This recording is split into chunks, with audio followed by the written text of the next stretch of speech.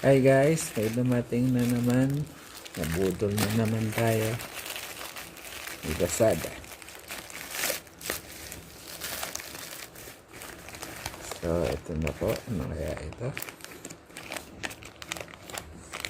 Okay guys, ito na yung ating dumating na package para sa ating drone controller. So, natin kung tayo ay nabudol. So, ayan po siya. Hi guys, so ito na-assemble na natin. Makikita nyo, nakaganyan na siya. So, parang yung RC2 Pro controller. So, yan, high-tech.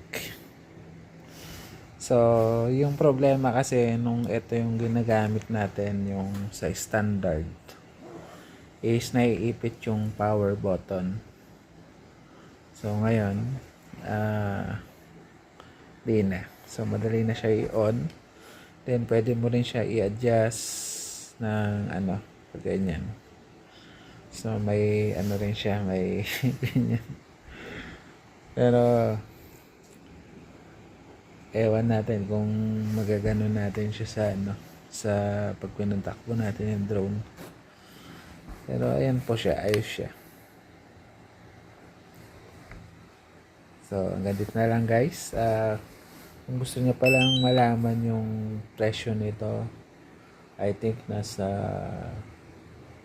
kalimutan ko eh. So, ipopost ko na lang sa description at kung saan ko binili. Sa Lazada ko to binili. Yung link, share ko na lang. So, ganito na lang. Thank you for watching.